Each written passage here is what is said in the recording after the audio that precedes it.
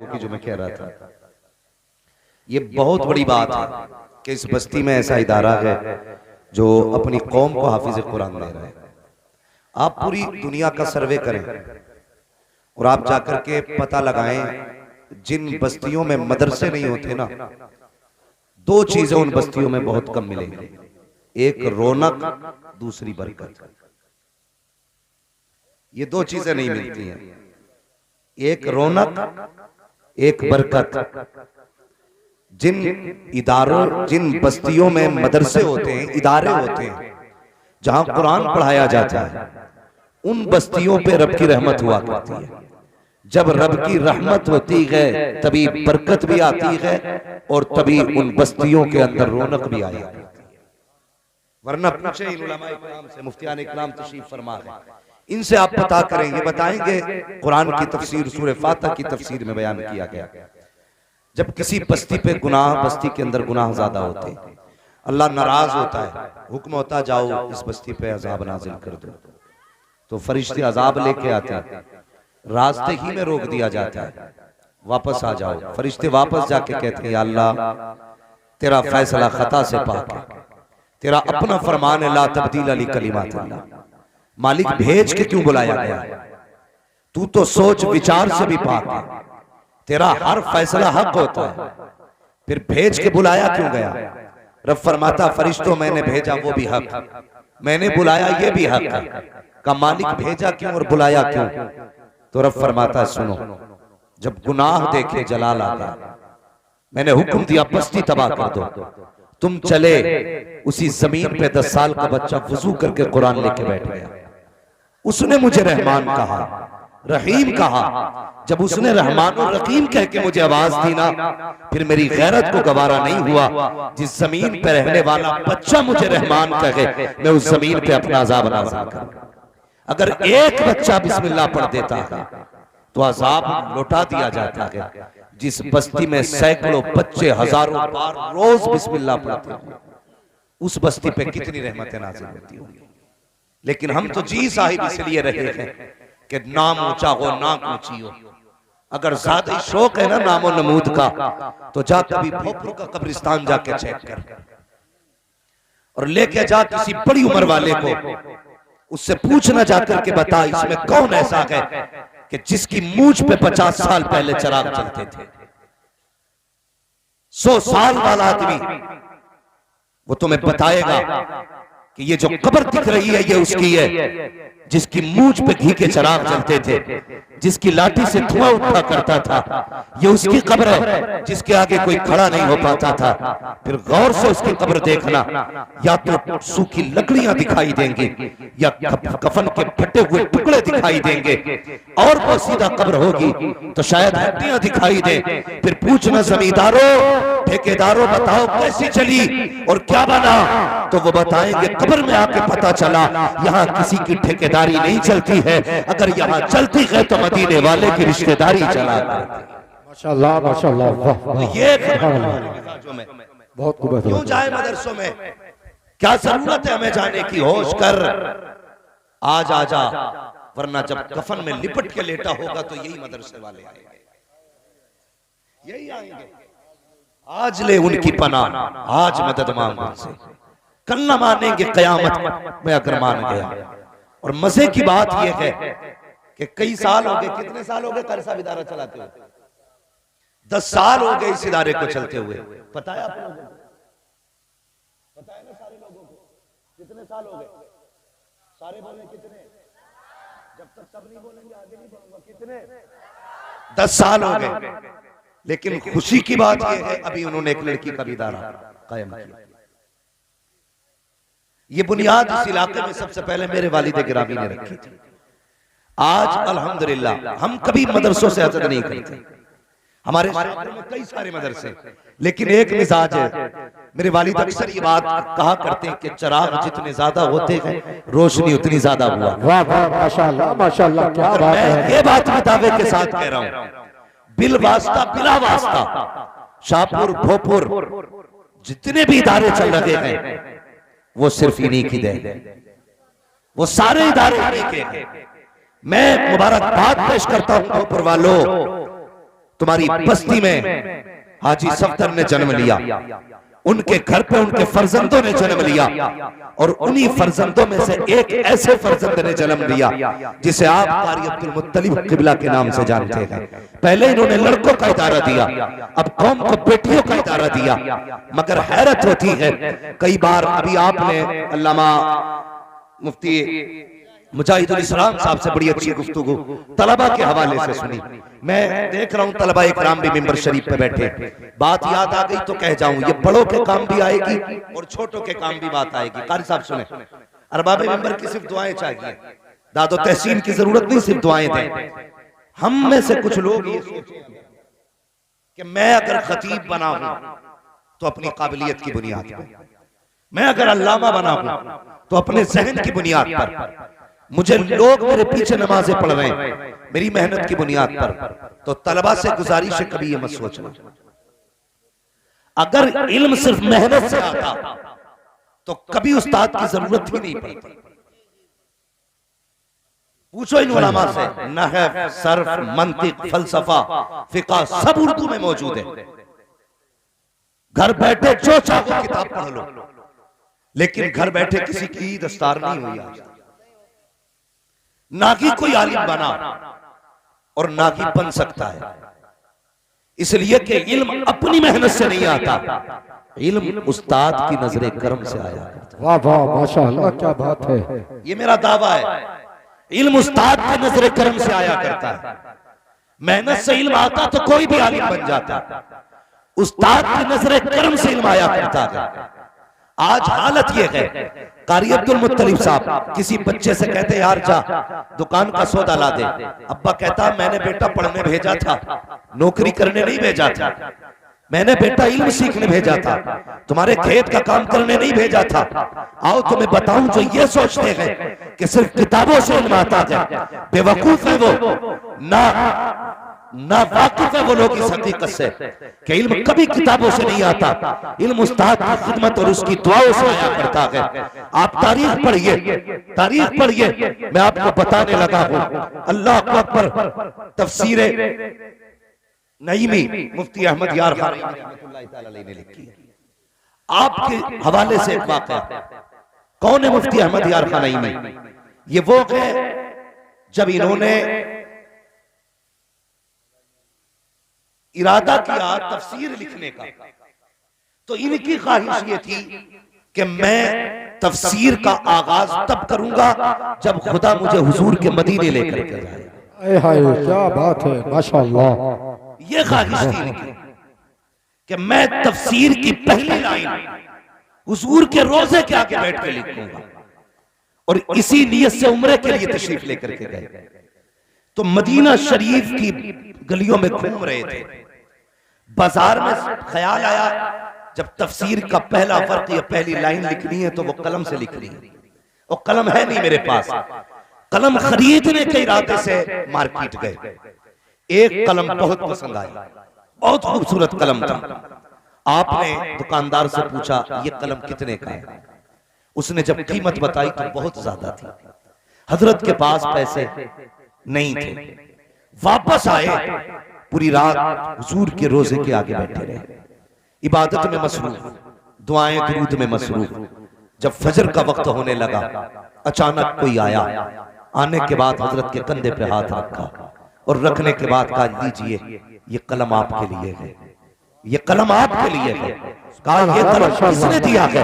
कहा आपको ये कलम पसंद आया था? कहा जी पसंद तो आया था, लेकिन कीमत मेरे पास नहीं थी, इसलिए छोड़ के आ गया था। अल्लाह अकबर, आने वाले की आंख में आंसू आए। उसने कहा एक समाना हो गया, मदीना शरीफ में दुकान रखे हुए, आंखें तरसती रखी, कोई तो दिन होगा जिस दिन हुजूर के चेहरे की जियारत करूंगा, कोई तो साथ आएगी जब मुस्तफा जाने रहमत का चेहरा देखूंगा। उसने कहा एक समाना बीत गया, आका का दीदार नहीं हुआ, लेकिन आने वाले तेरा शुक्रिया है, तेरी वजह से मुझे मुस्तफा की जियारत हो गई है। कहा कहना क्या चाहते हो? कहा जब तुम मेरी दुकान से पलट करके आए, मैं जब सोया हूँ ख्वाब में मुस्तफा तशरीफ लाए हैं और कहा सुन तेरी दुकान का जो बैन है वो मेरी तरफ से लेकर के जा और जा करके अहमद यार खान नईमी को दे दे और उससे कह देना तफसीर लिखना शुरू कर दे, कलम तोहफे के तौर पे तुझे मुस्तफा ने दे दिया। नारे तकबीर, नारे रिसालत, मसलके आला हजरत,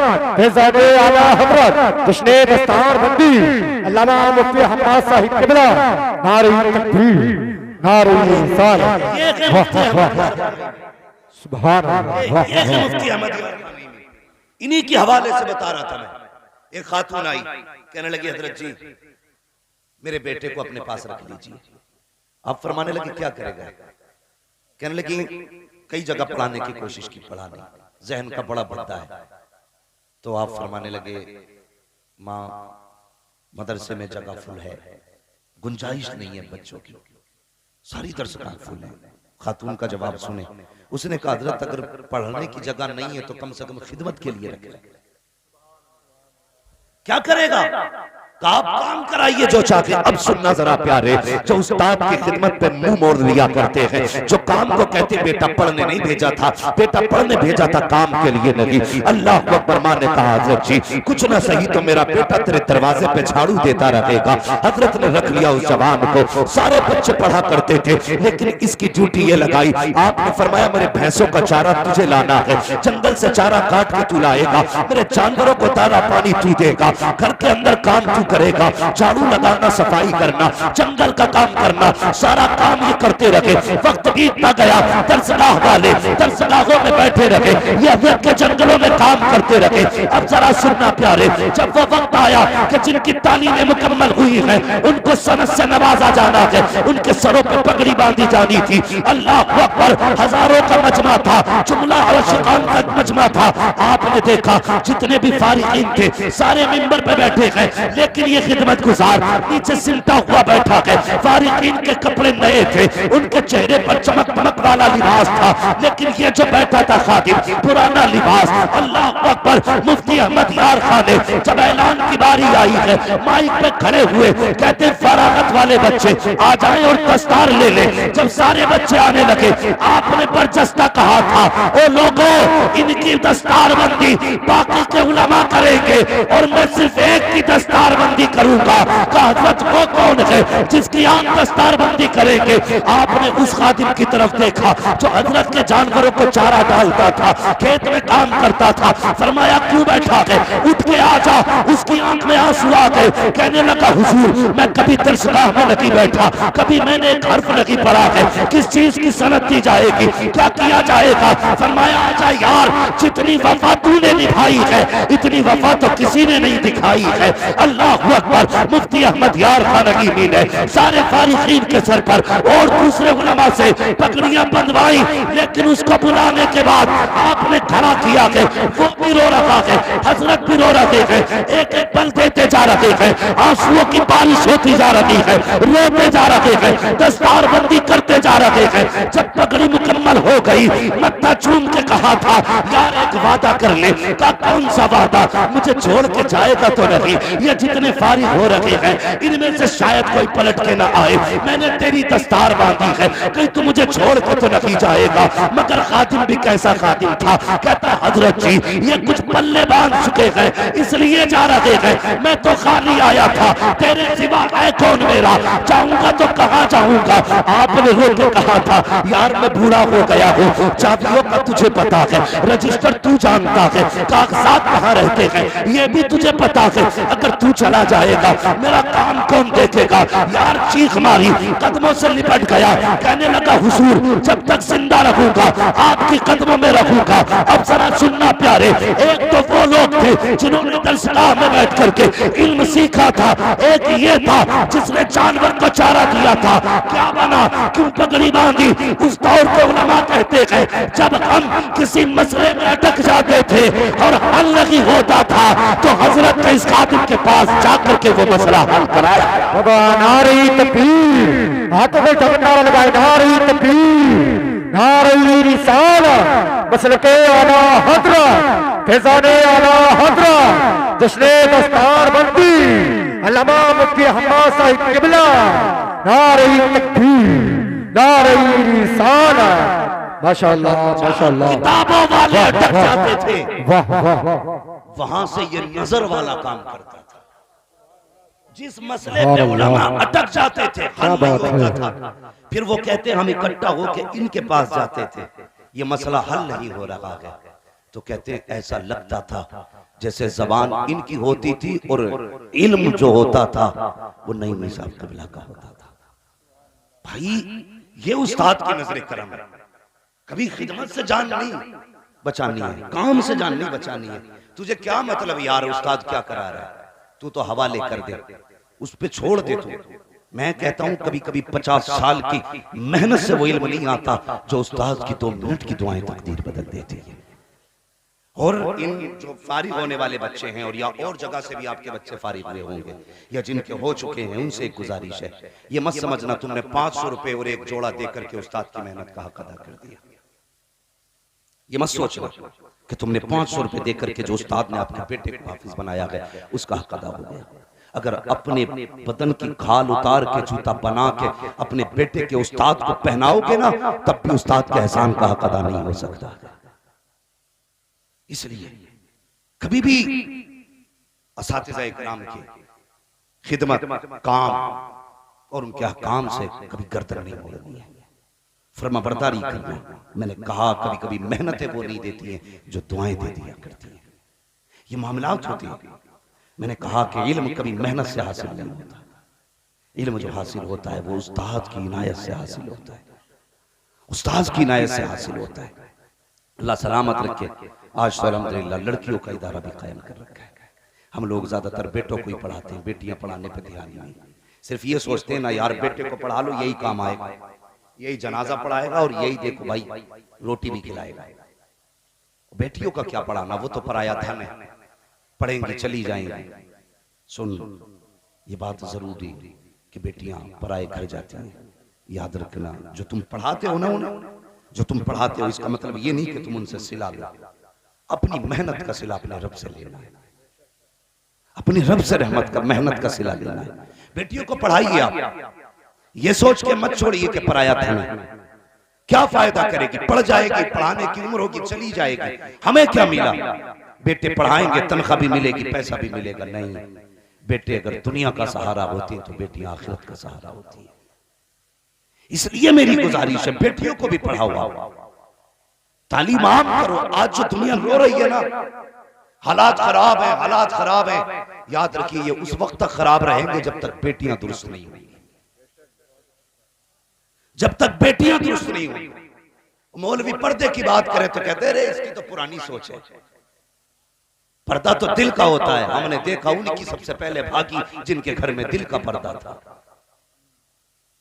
ना करो ऐसा, दीन दो, शरीयत सिखाओ। बेटियों को हम समझाएं कि पर्दा करिए तो अपनी बीवी को जाके डांट रहा है सबसे पहले, तो ये पता पर्दा करिए, मौलवी आया था पर्दा करिए, बीवी पे पहाड़ ढा देगा, बेटी से कुछ नहीं कहेगा। जब तक बेटियों को ये तालीम नहीं दी जाएगी उस वक्त तक किसी घर के हालात बेहतर नहीं होंगे। सिर्फ बेटियों को संवारना शुरू कर दो, बहुएं खुद ब खुद बेहतर हो जाएंगी। इसलिए कि पहले ये बेटी होती है फिर बहू बनती है, पहले बेटी होती है फिर किसी के घर की इज्जत बनती है। अगर मैं अपनी बेटी को सही तालीम दूंगा तो फिर किसी को परेशान होने की जरूरत नहीं है। जहां मेरी बेटी जाएगी वो घर खुद ब खुद जन्नत बन जाएगा। इसलिए बेटियों को दीन सिखाओ। लेकिन हमारी कौम में मुसीबत आई हुई है, इतना बड़ा मुंह फैला के कह रहा 10 लाख लूंगा, और लड़कियों के रिश्ते जब होते हैं तो पूछा क्या पढ़ा लड़की ने, तो एक सीधा दीनदार आदमी कहता मैंने बेटी को कुरान पढ़ाया। वो फख्र से कहता कुरान पढ़ाया मैंने बेटी को। तो गधा क्या कहता बस कुरान पढ़ी है, क्यों बीए भी होता। अच्छा, ये ख्यालात जब तक 8-10 डिग्री ना देख ले, हम घर के लिए बहू का इंतखाब ही नहीं करते हैं। भाई सबसे बड़ी डिग्री जिसके पास कुरान की डिग्री है उसके पास सबसे बड़ी डिग्री। तो ये मत दे, दिया क्या है क्या, लाया क्या, ये देख दीनदारी है क्या। जिसने दीनदारी देखी अल्लाह उसके घर को दुनिया में जन्नत बना देता, घर में दुनिया में जन्नत बन जाएगी उसकी। लेकिन हम भूखे, नंबर एक पैसे के, नंबर दो शोहरत के। ऐसी जगह ससुराल बनानी है ना। हाँ मैं बता, जो बिगाड़ हो है वो ससुराल बना ली कि तोप घराने में ससुराल बनानी है ताकि धूम मचे करे फला का दामाद आ रहा। क्यों? अगर बड़े का दामाद हो जाएगा तो तेरे पैर रखने से जमीन पे धमक पैदा हो जाएगी। हाँ, और फिर जो ससुराल वालों ने लट फेरा तो ना दीन कराया ना दुनिया। तो इतनी बड़ी ससुराल ढूंढे आवे बराबर की, देख जिसे झेल सके। हाँ, वरना तोप का मुंह तो किधर भी हो सकता है, लड़ने वाले की तरफ भी और मारने वाले की तरफ भी। तो ये मत देख धमक वाली ससुराल हो, ये देख बेटी दीनदार होनी चाहिए, वो जिसे शरीयत मुस्तफा आती हो, वो जिसे निजाम मुस्तफा के उसूल मालूम हो। ऐसी बहू लेकर के आ जिसे कुरान पढ़ना आता हो, ऐसी बहू लेकर के आ जिसकी जुबान पर दुरूद का वजीफा रहता हो, ऐसी बहू लेकर के आ जो तेरे डर से नहीं खुदा के डर से जिंदगी गुजारती हो। खुदा की कसम खा के कहता हूँ, अगर बेटियां नेक बनाओगे, दीन की तालीम दोगे, जैसे उनका कदम तुम्हारे घर के अंदर आएगा, कदम उनका होगा, करम खुदा का आना शुरू हो जाएगा। हाँ, अब बताओ क्यों बेटियों को आलिम नहीं बनाना चाहता? इसलिए कि हम जो देखते हैं ना, आलिमों को पसंद ही नहीं करते। दीनदार बेटियों को रगबत ही नहीं है करने की। नहीं नहीं, वो कोई करेगा ही नहीं, आलिमा बना के फायदा क्या? नहीं, बनाइए बेटियों को आलिमा। अगर बेटियां नेक होती तो बदले में अल्लाह बेटी के बाप को भी जन्नत अता फरमाता। वो करीम है और उसके यहाँ कोई कमी नहीं है। वो कहता जब लानत देता हूं तो 7 पुश्तों तक टेढ़े कर देता हूं, और जब रहमत देता हूं तो कयामत तक सिलसिला जारी रखता हूं।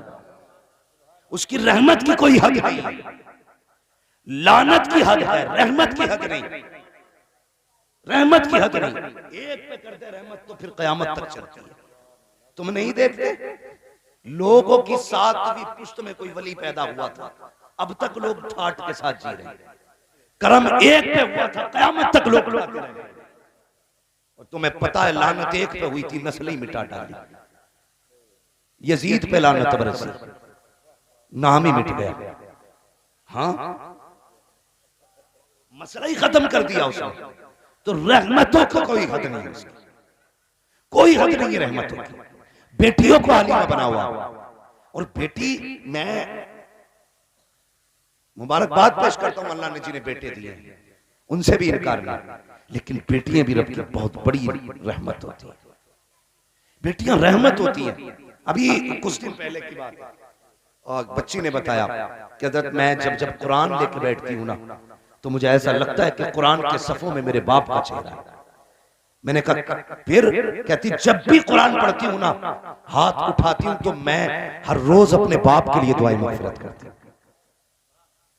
मैं मर्द हूं एक, मैं अपनी फितरत समझता हूं, आप भी अपनी फितरत समझते हैं। हम लोग कितने अपने बाप दादा के लिए साले सवाब करते हैं? कितना करते हैं हम लोग? बहुत कम। लेकिन बेटियों का बड़ा अजीब रिश्ता होता है। जब जब कुरान खोलती हैं तब तब अपने बाप के लिए दुआ करती हैं। इसलिए बेटियों को जरूर पढ़ाना।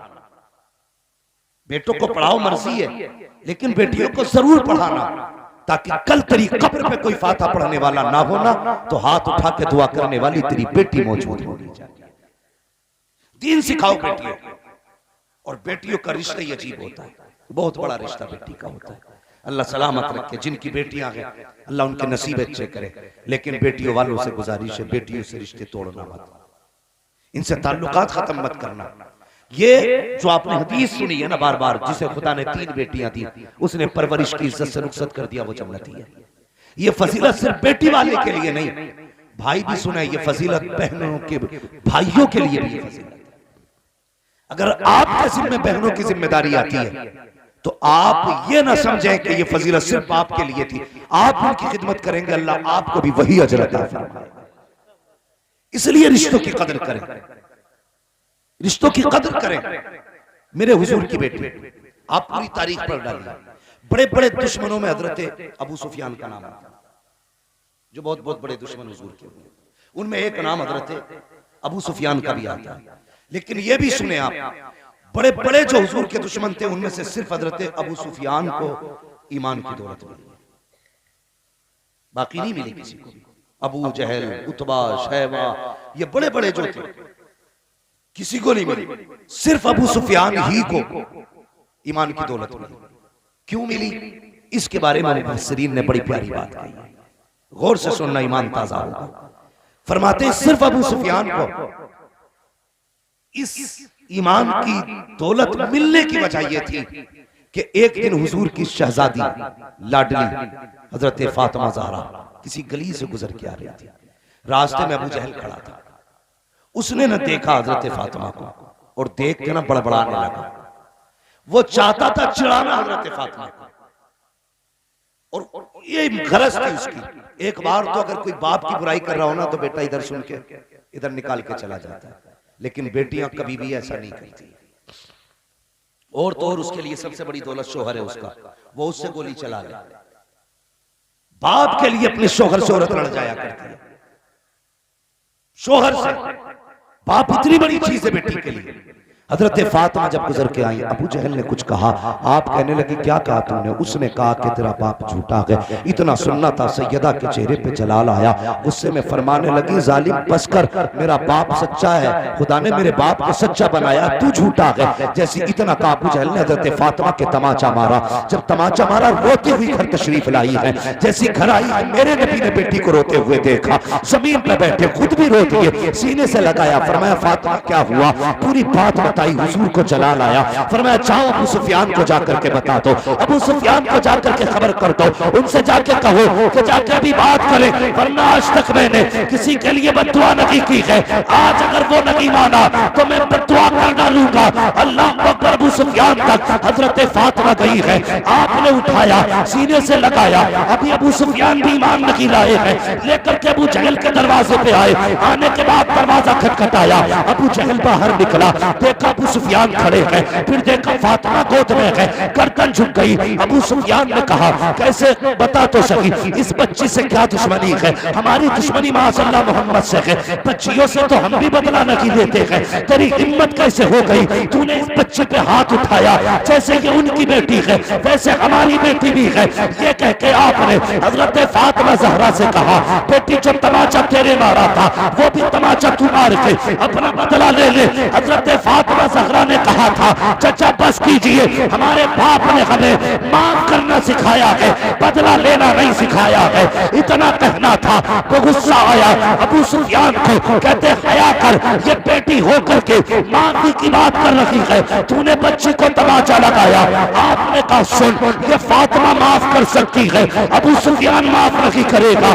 बेटी पे हाथ उठाने के बदले में तुझे कीमत चुकानी पड़ेगी। आपने हाथ पकड़ा, अपने हाथ से हजरत फातिमा के हाथ से अबू जहल के चेहरे पे तमाचा लगाया।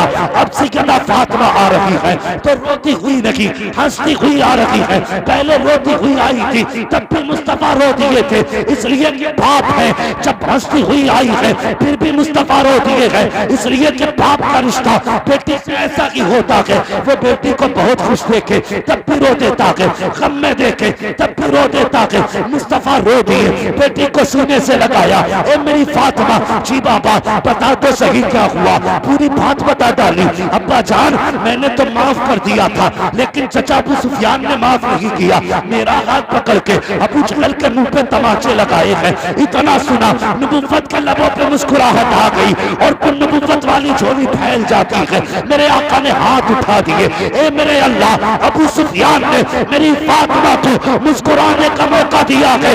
आज मैं दुआ करता हूँ अबू सुफियान को उस वक्त तक मौत मत देना जब तक उसे मोहम्मद के दामन में जगाना है।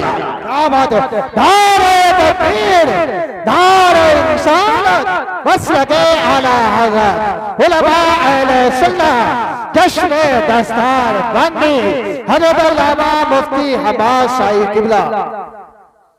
ये बेटी होती है, ये बेटी होती है। अगर कई बार ऐसा होता, भोजपुर में तो इस चीज को समझाने की जरूरत ही नहीं है, झगड़ा जब होता है ना तो कई बार लोग सर बचा के भागते हैं। हाँ, अगर सगे बाप से भी लठिया चल रही होगी, बेटा कहेगा पहले रुमाल बांध लूं, इसके बरक्स अगर बेटी खड़ी हो, बाप की तरफ कोई कितना भी घातक हथियार लेके आए, वो कभी अपनी जान की परवाह नहीं करती, वो अपनी जिंदगी बाप पे मार देती है। क्यों? तुमने लावारिस समझ लिया बेटी को। ये कसूर है इनका कि ये बेटी है यार। जब तक घर रही घर वालों ने कहा पराया धन है, ससुराल चली गई ससुराल वालों ने कहा पराए घर से आई है। खुद फैसला करो तुमने बेटी को कौन सा घर दिया। वो अपने घर रहकर अपने घर की ना हो सकी, ससुराल वालों ने भी पराया कहा। बताओ उसका अपना घर कौन सा होगा? कौन सा होगा उसका अपना घर? खुदा के वास्ते इंसाफ करो बेटियों के साथ। तुम 10 लाख बेटों पे लगा सकते हो पढ़ाई के लिए, 10,000 बेटी पे नहीं लगा सकते।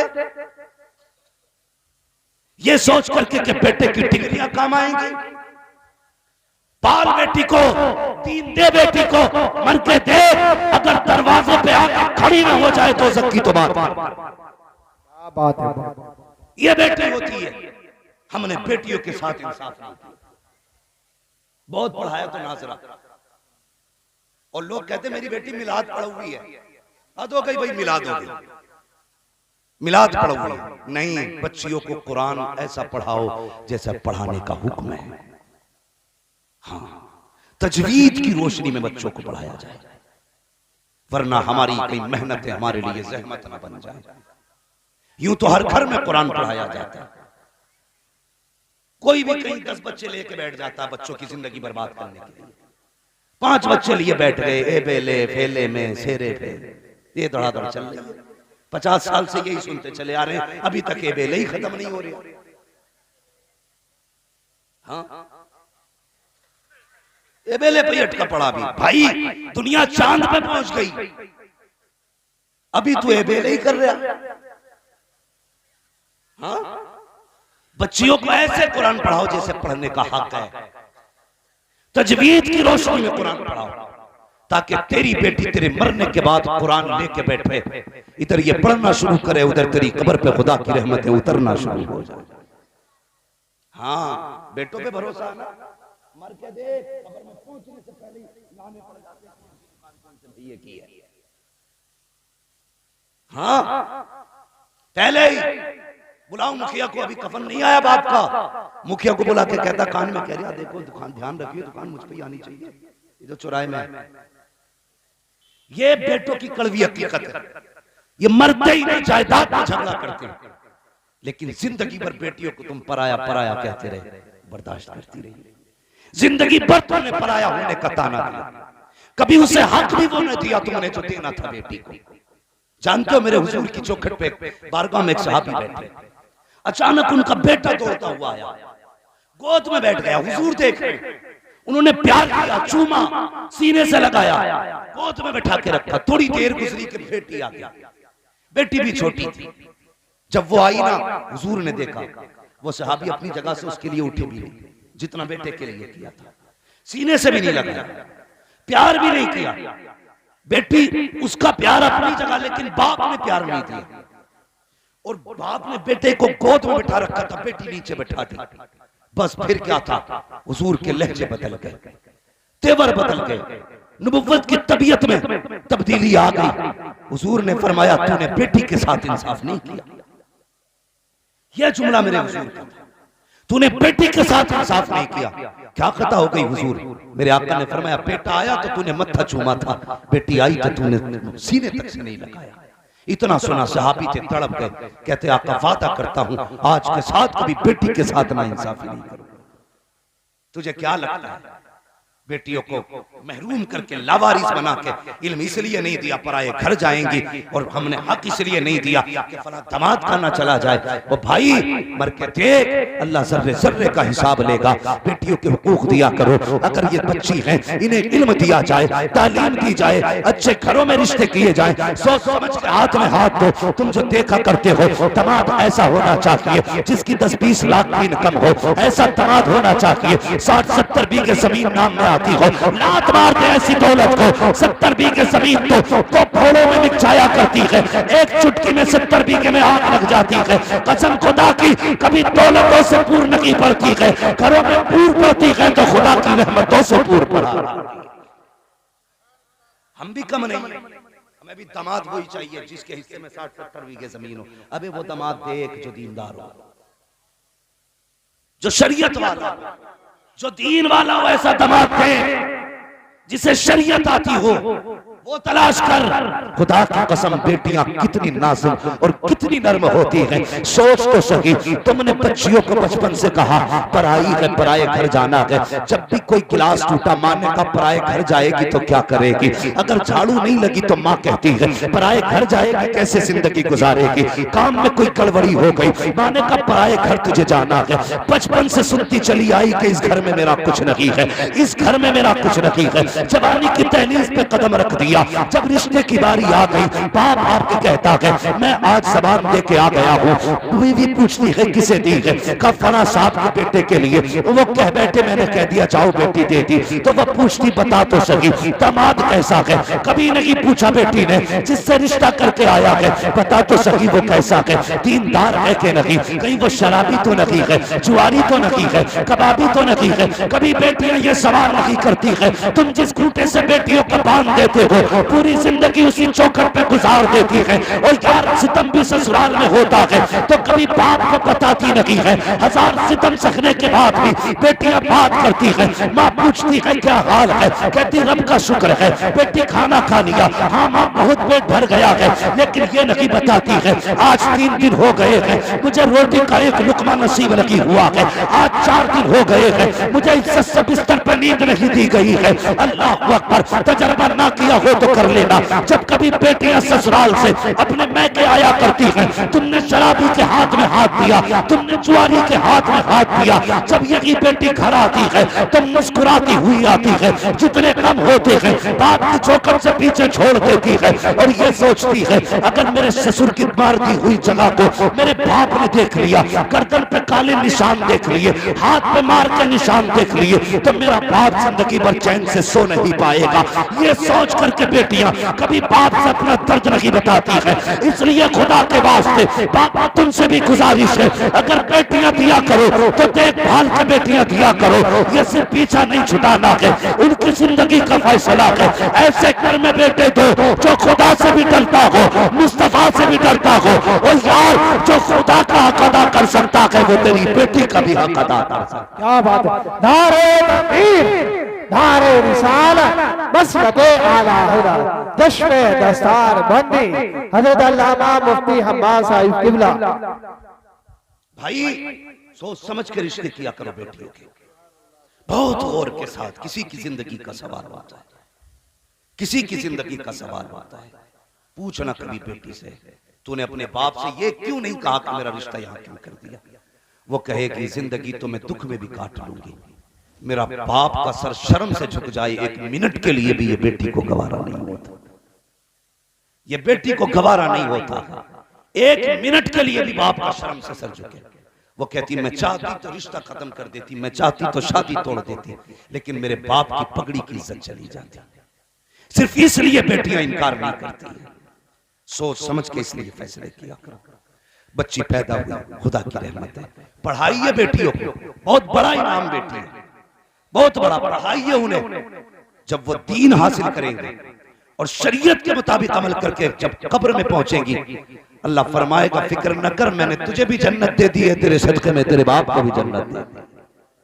वो तुमने नहीं सुना, वो एक सहाबी थे सफर पे जाने लगे, सफर पे जाने लगे। तवज्जो है भाई, इधर वाले लोगों से बड़ा डर लग रहा है, इधर वाले तो माशाल्लाह बेदार है, क्योंकि इधर सारे जवान बैठे, इधर सारे बुजुर्ग बैठे। अभी नींद तो नहीं आ रही भैया नौजवानों, अगर बहन की जिम्मेदारी आए ना तो कदम पीछे मत हटाना, बेटी की जिम्मेदारी आए पीछे मत हटाना, बेटियों को दीनदार बनाओ। असल आखिर दुनिया में 60 साल 70 साल मरना नहीं है, अगर 70 साल जी भी गया तो यूं किरड़ किरड़ के चलेगा, क्या फायदा, 60 में निकल लिए, मगर जिंदगी से कभी किसी का पेट नहीं भरता। 110 साल उम्र हो जाए फिर भी पूछो अब्बा जिएगा तो जूता उठा के मार देगा, भले खुद ना उठा जाता कि अभी उम्र ही कितनी हुई है मेरी। सबको जिंदगी प्यारी है, सबको जिंदगी, लेकिन बेटियों को दीन दे जाए, बेटियों को शरीयत दे जाए। कल अगर किसी की बेटी पर्दा करती है ना, भले गरीब की हो, तो लोग कहते हैं फलां की बेटी कितनी शरीफ है। यार सच कहता हूं, 1,00,000 लोग सलाम करें ना तब भी उतनी इज्जत नहीं होती है जितनी बेटियों के किरदार की वजह से बाप की इज्जत ऊंची हो जाती है। इसलिए बेटियों को दीन सिखाया। वो जाने लगे परदेश, बीवी से कहने लगे देख परदेश जा रहा हूं, मेरी इजाजत के बगैर कदम मत निकालना चौखट से। कह गए, तवज्जो है ना? चले आगे जरा कह दे या रसूल अल्लाह, माशाअल्लाह, अल्लाह सलामत रखे। लगा कि आप बोलना भी जान रहे हैं, बेदारी जरा सारे कह दे या रसूल अल्लाह। हाँ, जिन लोगों पर टोपी नहीं है इंशाअल्लाह अल्लाह करे अगली बार जूते की जगह टोपी खरीदेंगे। ठीक है जवानों, टोपी जरूर खरीदेंगे इंशाअल्लाह। हाँ, वरना कारी साहब इनके मदरसा भाई की ड्यूटी लगाना, इनकी तरफ से टोपी फ्री रखी जाएगी। टोपी फ्री होनी चाहिए कि जलसे में जो भी आए नंगे सर नहीं आना चाहिए। हाँ, ये बरकत का मामला है भाई। बस मैं अगर इधर बात करने लगूं बात लंबी होगी। मैं बता रहा हूँ बेटियों की तालीम और तरबियत। वो जाने लगे, कहने लगे चौखट से मेरी मर्जी के बगैर कदम मत निकालना। चले गए। एक दिन अचानक दरवाजा बजा, आवाज आई, कौन? का भाई। क्यों आया? का अब्बा की तबीयत खराब है, जिंदगी के आखिरी दिन लग रहे हैं, बुलाया है। अल्लाह अकबर। बीवी भी कैसी होनी चाहिए, ये नहीं मियाँ घर में बीवी को डर नहीं, मियाँ चला कमाने बीवी चली लुटाने। हाँ, बड़ी मेहनत से 500 रुपए कमा के लाता सुबह से शाम तक। इसने डाला पर्स, कभी इस मजार पे कभी उस मजार पे, 250 इस बाबा को दिए, 250 उस बाबा को दिए, बस मौज आ गई। हाँ कारी साहब, हाँ 250 इस बाबा के, 250 इस बाबा के। उसने कही थी 3 है, उसने कही थी 6 तुझ पे, 9 हो गए। अब वो उतारे में पूरी आग लगेगी उसकी कमाई में जो पसीना बहा के ला रहा। हाँ, गुलटिया भरी दूध की चल दी है, डोरी ली चल दी है, कहा जा रहा है? अब बीवी नहीं मान रही, बड़ा डर है बीवी का, बड़ा मसला है। हाँ, कोई ऐसा नहीं है जो बीवी से न डरता। क्या खाता भी दिखा। हाँ भाई, मेरे समीप सारे ही डरते हैं भाई, मैं अपने आप को नहीं कह रहा। तो मेरे भाई बस इतनी सुने, कम से कम उतनी चलाएं जितनी चलनी चाहिए। ये नहीं उसने कहा कि फला मजार पे जाना, फला पीरू पे, फला मजार पे, फला गज वाले पे, फला 56 गज वाले पे जाके ये दूध चढ़ना ना, ये इन चीजों में ना। तो बीवी थी, बीवी ने इतना कहा ना शौहर ने कि मेरी मर्जी के बगैर कदम मत निकालना। सुने बाप, सुने बेटी क्या होता है। भाई आ गया, कहा बाप की तबीयत खराब है, चल। उसने कहा माजरत कर देना मेरी तरफ से मेरे बाप से, कहना मेरे शौहर ने इजाजत नहीं दी कदम निकालने की, इसलिए मैं नहीं आ सकती। भाई रोता हुआ चला गया।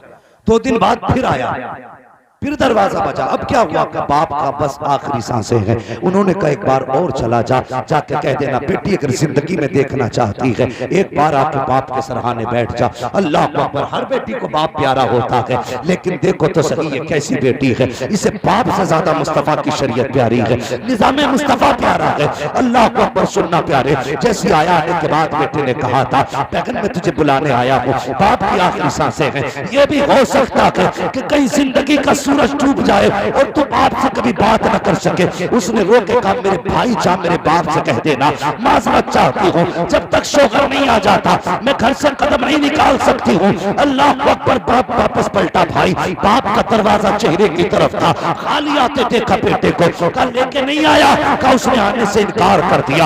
आखिरी हिचकी ली, बाप का इंतकाल हो गया।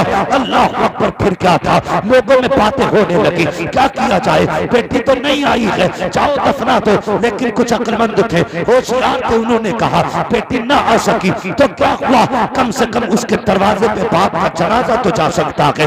जनाजा तैयार हुआ, बाप को कफन में तैयार किया गया और जनाजा लेकर के जब बेटी के दरवाजे पे गए, आवाज की बहन अब तो आ जा। बाप खुद चल के आ गया है, बाहर निकल के आ जा।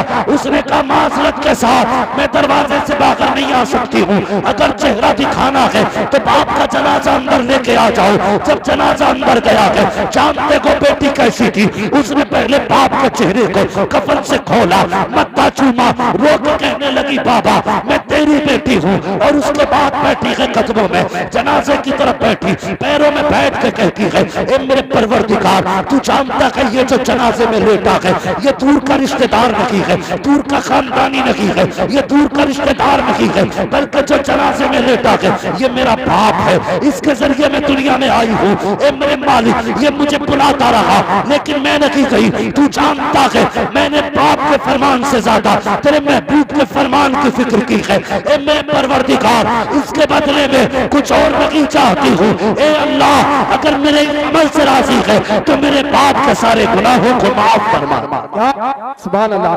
धारे बस बस करना, उसने कहा बस मेरे बाप को बख्श देना। अगले दिन किसी ने ख्वाब में देखा, बातें हो रही थी कि वो जन्नत की बहारों में टहल रहा है, जन्नत की बहारों में। कहा कौन सी नेकी काम आ गई? उसने कहा और तो पता नहीं, बस इतना पता है जब मैं पहुंचा हिसाब की बारी आई, रब ने फरमाया जा, मैंने तुझे तेरी बेटी के सदके में बख्श डाला है। बेटियां नेक हो तो बाप बख्शे जाते हैं, इसलिए मेरी गुजारिश है बेटियों को दीनदार बनाएं, दमाद दीनदार ढूंढें, उलमा से ताल्लुकात जोड़ें। इनके रिश्ते भी बड़ी बरकत वाले हैं, इनके ताल्लुकात भी बड़ी बरकत वाले हैं। हाँ, जिस महफिल में आप बैठे हो ना, मैं नहीं जानता कौन सी नेकी की है जो हुजूर ने बैठा रखा है, वरना तुमसे बड़े बड़े पैसे वाले भोपाल में खटियों पे सो रहे होंगे। हाँ, जाके देख लो ना, तुमसे बड़े पैसे वाले, तुमसे ज्यादा पावर वाले पड़े होंगे खाट पे। कोई तो नेकी की है जो हुजूर ने इतनी रात को अपनी महफिल में बुला रखा है। कोई नेकी जरूर की है, वरना बहुत थे बुलाने के लिए, हमें और तुम्हें क्यों बुलाया। और ये भी 100% पक्का है, जो इस महफिल में आता है बख्श दिया जाता है। इस महफिल में जो आ गया बख्श दिया जाता है। वजह यह है, रब कहता महबूब अमल तो ऐसे नहीं जो बख्शे जाएं, मैं तो तेरा चेहरा देख के इनको माफ कर देता।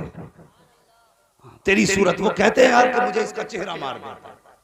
कभी औलाद गलत भी होती है ना, तो लोग कहते हैं बाप का चेहरा मार देता है, यार हम तो इलाज कर देते, लेकिन बाप का चेहरा मार जाता है, फला का चेहरा मार जाता है। तो चेहरे होते हैं, हम ऐसे नहीं थे, एक वक्त की रोटी भी दी जाती हमें, लेकिन रब कहता महबूब मैं तेरा चेहरा देख के इनको माफ कर देता, मैं तेरे चेहरे की वजह से बख्श देता हूँ। समझते हैं मेरी बात? इसलिए ये महफिल है हुजूर की महफिल। अल्लाह फरमाता सारी बख्श दिए। फरिश्ते कहते मालिक कुछ तो खाली देखने ही आए थे, एक तो निकल के ही जा रहा था, बैठ ही गया। रब ने फरमाया मैं उसकी नीयत को देखूं या मदीने वाले की मोहब्बत को देखूं। उसकी महफिल में बैठे इसलिए बख्श दिए गए। असल है इस बख्शिश को बचा के रखना। बख्शे तो हर जलसे में जाते, लेकिन अगले दिन सुबह हुई, मस्जिद में गए और निकल कर कहने लगे इमाम समझ में ना आया, अंगूठा हिल गया, पैर हिल गया, टांग हिल गई, वो इधर को देख रहा था। ये बता तू अपनी पढ़ लिया था कि उसे टीप रहा था? हाँ, ऐसे देखे नजर जमा के भाई अपनी पढ़। तो जब हमने निकलते ही चुगली और ग़ीबत और बुराई शुरू कर दी तो जन्नत बची। रात को बख्शे गए थे, सुबह इसलिए इसे बचाना चाहिए। हम दुआ करें अल्लाह हमें बख्शे और हमारी बख्शिश की हिफाजत करने की हमें तौफीक भी बख्शे। ये दुआएं करो तो बेटों को भी पढ़ाइए और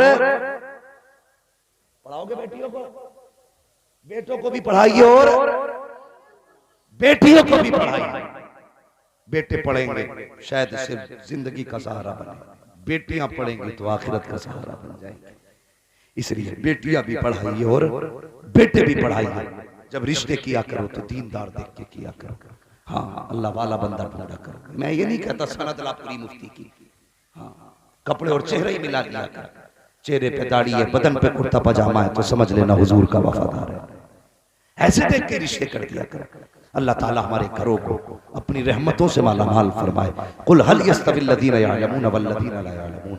महबूब आप फरमा दीजिए जानने वाले और ना जानने वाले बराबर नहीं है। भौंक मत, कुत्ता न बन, कयामत के दिन पता चलेगा। अल्लाह हुक्म देगा जाओ फरिश्तों कुरान वालों को इकट्ठा करो। वो कहेंगे या अल्लाह आदम से लेकर आखिरी पैगंबर तक सबकी उम्मतें हैं, कोई बैज नहीं, कोई लिबास नहीं, कोई पट्टा नहीं, कोई ड्रेस नहीं, कोई चिप्पा नहीं, कोई हेडिंग नहीं, कोई लाइन नहीं, कैसे पहचानेंगे कुरान वाले? रब फरमाएगा चेहरे उनके मुंह सूंघो जाकर के। जिसके मुंह से कुरान की खुशबू आ रही होगी वही कुरान वाला होगा, जिसके मुंह से मुश्क की खुशबू आएगी वही कुरान वाला। तो ये तो हुए कुरान पढ़ने वाले, अब बचे वो लोग जो इनकी खिदमत करते हैं, इन्हें खाना खिलाते हैं, इन्हें इज्जत देते हैं। ओ कभी कुरान वाला देखा करो, मुख्यमंत्री भी है ना, उठ के खड़ा हो जाया कर, तू नहीं जानता सारी दुनिया की दौलत एक तरफ और कुरान की दौलत एक तरफ, बराबर नहीं हो सकती। फिर भी इनके लिए उठ के खड़ा हो जाया कर, ये सोच के नहीं सफदर हाजी जी का बेटा है, ये सोच के नहीं कि रिजवान का भाई है, ये सोच के नहीं कि इनका खानदानी है, ये सोच के खड़ा हो जाया कर मेरे नबी के दीन का वारिस आ गया है, ये सोच कर खड़े हुआ करो, फिर रहमतें भी मिलेंगी, मुस्तफा की तरफ से मोहब्बतें भी मिलेंगी। हाँ, जो मारे फिरते हैं ना, बरकत नहीं हो रही। एक परसों मुझे मिला, कल होटल, उसने कहा महीने में 3.5 लाख की इनकम है, सारे खर्चे काट के, लेकिन फिर भी बरकत नहीं हो रही, फिर भी बरकत नहीं हो रही। मैंने कहा भाई कभी कभी बैठते हो? उसने कहा हमारे मोहल्ले में कोई मदरसा ना। मैंने कहा जा वजीफा याद रख, तू 3.5 लाख रुपए में भी बचत नहीं कर पा रहा है, उसमें से ना थोड़ा सा पैसा निकाला कर और उसके जरिए उस पैसे से ना कुरान वालों की दावत महीने में सिर्फ एक बार कर लिया कर, फिर देख अल्लाह कितनी बरकत अता फरमाएगा। तो नसीब वाले जो इन्हें खाना खिला रहे हैं, इस पे बात करें तो बड़ा वक्त चाहिए। इनको खिलाने की बरकत है, इनके साथ चलने की रहमत है, इनसे मुलाकातों की बरकत है। हाँ, इनसे मुसाफों में अल्लाह कितना राजी होता है। तो कोशिश ये करें, हमें इल्म से ताल्लुक रखना है, इल्म वालों से ताल्लुक रखना। अगर आलिम ना बन सके तो उलमा से प्यार करें, खुद नहीं पढ़ सके, उम्र नहीं मिल सकी पढ़ने की, तो पढ़ने वालों पे खर्चे किया करो। कयामत के दिन अल्लाह इन्हीं की खिदमत के सदक़े में जन्नत अता फरमाएगा। करेंगे इंशाअल्लाह ये काम, बोलो इंशाअल्लाह। आप तो भोपुर के ही है ना भैया? हाँ, भोपुर के ही हो आप भी, तो भोपुर वालों, अपने भोपुर वालों से मेरी तरफ से इतना कह देना, हाँ इतना कह देना कि कुरान खानी तो कराया करते हो, कभी मदरसों के चक्कर भी लगा लिया करो। सिर्फ अपनी गरज के लिए इस्तेमाल मत कर, कभी इनके लिए भी इस्तेमाल करो। कयामत में ये न पड़े कि इसने कुरान खानी कराई थी, ये भी कहते मालिक इसने हमें मोहब्बत से देखा भी था, हमने इसने हमारी जरूरतों का ख्याल भी किया था। हुजूर भी कहते हैं हाँ ये वही है जो अब्बा की बरसी पे कुरान खानी भी कराने आया था और मेरी महफिल में ये इज्जत के साथ बैठ के जिक्र सुनने के लिए भी आया था। हाँ, ये भोपुर की तरफ से गालिबन सबसे बड़ा इससे पहले हाँ नाजिर भाई ने 500 रुपए दिए थे। मसला कोई नहीं है, मैं चंदा नहीं कर रहा हूँ, ये मोहब्बत है जिसने जो दे दिया, अल्लाह सलामत रखे। बहरहाल मेरे भाइयों, दीन से जुड़िए, जोड़िए यार, कब तक लड़ोगे, कब तक लड़ोगे? ढेला दूर नहीं, उसकी टांगें कटती देख लिया करो, उससे ज्यादा तेज उम्रें कट रही है। दीन वालों से मोहब्बतें कर जाओ, अपनी नस्लों में मोहब्बतें पैदा कर जाओ, कुरान वालों की मोहब्बतें पैदा कर जाओ। नसीब वाले हैं जिसने अपने पीछे कुरान पढ़ने वाला छोड़ दिया है, जिसके पीछे कुरान पढ़ने वाला है। वरना याद रखना, जायदाद छोड़ के जाओगे, औलाद डांस करेगी, 100 रुपए नहीं देगी तेरी छोड़ी हुई जमीन में से मस्जिद में, तो 10 करोड़ की इकट्ठी कर जा, कोई नहीं देने वाला। अपने हाथ से नेक काम कर जाओ, अपने हाथ से दीन के लिए खर्च कर जाओ। एक बेटा आलिम बना जाओ, एक बेटा कारी बना जाओ। बताओ कारी अब्दुल मुत्तलिब 10 साल में कितने हाफिज बने होंगे? बहुत ज्यादा। मैं हिंदुस्तान के जिस कोने पे जाता हूँ, मुझसे लोग कहते हैं तुम्हारे अब्बू ठीक है, उससे पहले देखता हूँ ये भी जानता है। जिस कोने में चला जाऊं, 4 दिन पहले बंगाल में था, पीछे से एक मौलाना आके कहने लगे सफेद दाढ़ी आपके वालिद कैसे हैं? मैंने कहा वो तो ठीक है, आप बताइए आप कैसे जानते हैं? कहने लगे वो हमारे उस्ताद लगते हैं। ये बताइए, एक बंदा शाहपुर में, वो भी शाहपुर जैसी जमीन, शायद हमारा जैसा होता, छोड़ के भाग गया होता। हाँ, पैदल ढेला के सफर करना, उसके बावजूद भी दीन फैलाया, इतना दीन फैलाया, दुनिया के जिस कोने में चले जाए, हम जहां तक जाते वहां तक मिल जाते। अकेलों ने पढ़ाया। फिर बताओ मेरे दादा का नसीब कैसा होगा? उन्होंने एक बेटा पढ़ाया, एक ने 10,000 पढ़ाए, 10,000 ने फिर 10 लाख पढ़ा दिए होंगे, सारा सवाब जाके उनके खाते में। हाँ, हाजी सफदर ने एक अब्दुल मुत्तलिब बनाया, एक अब्दुल मुत्तलिब ने सैकड़ों अब्दुल मुत्तलिब बनाए होंगे। फिर वो जितने पढ़ाएंगे जाकर के, सबका सवाब आकर के इकट्ठा इनके खाते में करेगा। तो यार इसलिए एक बेटा कम से कम पढ़ा जाओ, ताकि कयामत के दिन तुम्हारी मौज आ जाए, मौज आ जाए, मौज। हाँ, वरना खाली तीजे की फाता पे भरोसा मत करिए, यहाँ तो चने भी खटाखट डाल। हाँ, शाहपुर में मेरे ख्याल से 1.25 क्विंटल भी कम पड़ जाता है चने, थोड़ी मुसीबत हो गई मरने वाले की ओर। 1.25 क्विंटल में 1.25 लाख चना, 1.25 लाख मरतबा कलमा नहीं हो रहा, इसलिए कि जो भी लाए मुट्ठी भर भर के लौट दे। उम्मीद मत करियो कि ये पूरी कलमे पढ़ के जा रहे हो, अल्लाह तौफीक दे तो अपनी जिंदगी में तस्बीह पे पढ़ के मत जाइए, मस्जिद में जो होगा देखा जाएगा, लेकिन अपने जीते जी भी पढ़ लिए। अपने पीछे कुरान वाले छोड़ो, लोग कहते बड़ी शान की जिंदगी गुजारी है, 4 प्लाट छोड़े, 3 बिल्डिंगें छोड़ी, 5 फैक्ट्रियां गई, ये बिजनेस है, 4 बेटे थे, चारों पैरों पे खड़े कर दिए, अल्लाह अकबर, ये कामयाबी रही है, चारों पैरों पे खड़े कर दिए। एक बेटा ऐसा छोड़ जा जो तेरे बात हुजूर की बातें करे, कुरान की बातें करे, दीन की बातें करे, एक ऐसा छोड़ जा कि जो दुनिया को कुरान सिखाए, मर के कब्र में पहुंचेगा, फरिश्ते कहेंगे मुबारक हो, जमीन की वजह से नहीं बल्कि मुस्तफा के दीन की वजह से मुबारक। सुभान अल्लाह। नारे तकबीर, नारे रिसालत, बस लगे आला हज़रत। कुल हल यस्तविल लदीना यअलमून वल्लदीना ला यअलमून। महबूबा आप फरमा दीजिए जानने वाले और न जानने वाले बराबर नहीं है। उलमा की बहरहाल इज्जत करें, कदर करें। इल्म उन्हीं की नस्लों में आता जो उलमा की कदर करते हैं, जो उलमा की कदर नहीं करते उनकी नस्लों में इल्म नहीं आया करता है। इसलिए बच्चों को दीन सिखाएं, मदरसों से जुड़ें, खुद को भी जोड़ें, कोशिश करें कि अपने पीछे कुरान का पौधा लगा जाए। करेंगे इंशाअल्लाह। बेटों के साथ साथ बेटियों को भी पढ़ाएंगे। शादी कैसी लड़की से करोगे? दीनदार से। क्यों नहीं बोल रहे? जहेज के चक्कर में नहीं बोल रहे। आप बुलेट मिले या स्कॉर्पियो भी गए, बेटे बड़े अच्छे अच्छों की बिकती देखी है हमने। गुजारे उन्हीं के होते हैं जिन्हें रब देता है। हमने बड़ी 4 पहिया, आलम भाई भी शायद जानते होंगे, मैं जो कहने जा रहा हूं, मैंने देखा 4 पहिया ले लिया, 8 दिन बाद बेच लिया, पेट्रोल डालने का पैसे ही नहीं। ये हालात है। और देख दीनदार बेटी लेके आ, अल्लाह उसके नसीब से तेरे घर में 10 गाड़ी खड़ी कर दे। 10 गाड़ी उसके कदम से हो जाएगी। तो कभी चक्कर में मत पड़ना। LLB चाहिए, MBBS चाहिए, ये कोशिश करना दीन वाली बेटी चाहिए ताकि नस्लें भी अच्छी हो, माहौल भी अच्छा हो।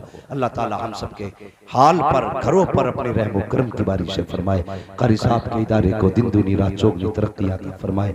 मौला करीम मेरे वालिद गिरामी को शिफाए कामिला सेहत आजिला अता फरमाए और मेरे वालिद गिरामी का साया हमारे सरों पर तातीर कायम व दायम फरमाए। बच्चों हुए गलतियों को माफ फरमाए। रब्बे कायनात जिंदगी ने दिया साथ, फिर होगी मुलाकात, चमन रहा फूल खिलेंगे, जिंदगी रखी फिर मिलेंगे। मुसाफिर हैं हम भी, मुसाफिर हो तुम भी, किसी मोड़ पर फिर मुलाकात होगी। सारे लोग कलमा शरीफ पढ़ लीजिए, ला इलाहा इल्लल्लाह मुहम्मद रसूलुल्लाह। हमारे